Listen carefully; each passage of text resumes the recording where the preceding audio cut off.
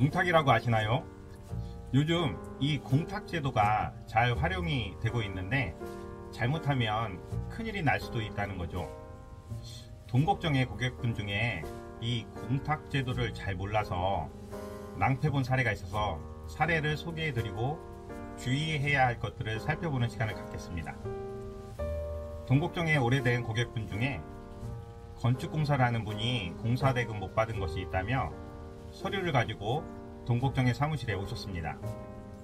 건축주에게 받을 공사대금은 1억 3천만 원이라고 하셨고 받은 돈은 7,800만 원이라고 하셨는데 서류를 보다가 제가 깜짝 놀라 물어봤습니다. 건축주가 변제공탁하셨네요? 이렇게 물어보니까 고객분이 이렇게 말씀하더라고요. 네, 건축주가 7,800만 원 공탁해서 제가 얼른 찾고 나머지 달라고 하니까 안 주는 거예요. 나쁜 사람이에요. 빨리 받아주실 수 있죠? 이렇게 말씀하시는데 제가 너무 당황했습니다.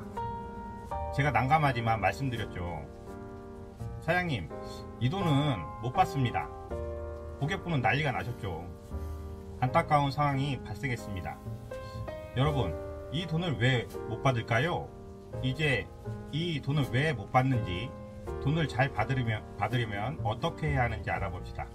우선 말씀드리는 것은 공탁은 돈만 주고 받는 것이 아니라 공탁을 통해 이 공탁을 왜 하는지 공탁자가 의사 표시를 하는 것이고, 공탁금을 수령하는 사람은 공탁을 받으면서 내 의사를 표시하는 것이죠. 그래서 주의하셔야 되는데, 건축주가 7,800만 원을 공탁하면서 이 돈은 공사대금의 전부니까 받아가라 하면서 공탁하면 그 돈을 받으면서 아니야, 난 공사대금의 일부로 받을 거야 라고 해야 한다는 것이죠. 이걸 이의유보 의사표시라고 하는 겁니다.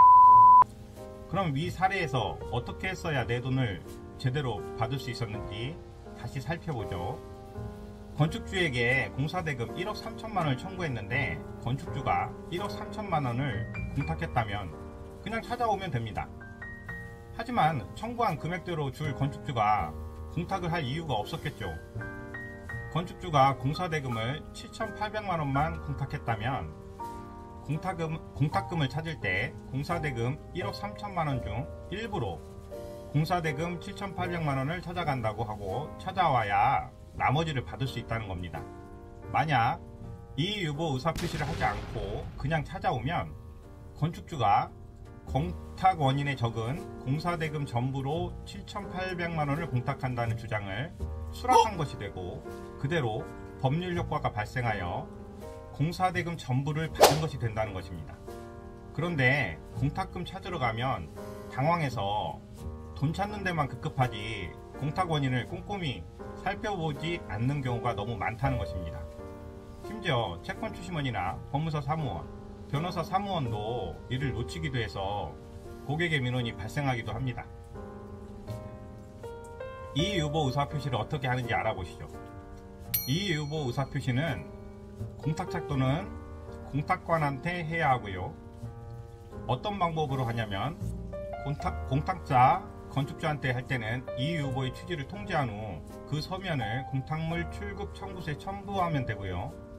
공탁관한테 할 때는 공탁물 출급 청구서에 보면 청구 및 이의유보 사유란이 있습니다. 여기에 이의유보하는 취지를 적으면 됩니다.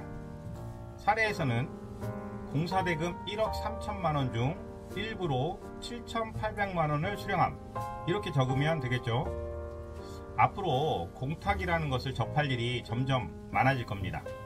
꼭 주의하시고 상대방이 공탁한 이유, 즉 공탁 원인을 꼼꼼히 살피시고 이의유보를 하셔야만 나머지 돈을 받을 수 있다는 것 잊지 마십시오. 나머지 못 받은 돈은 돈 걱정이 꼭 받아드리겠습니다. 변제공탁금 받아오실 때 주의해야 할 이의유보 의사표시에 대해서 알아봤습니다. 구독과 좋아요 부탁드립니다. 여러분의 돈 걱정을 싹 날려주는 방송, 돈 걱정입니다.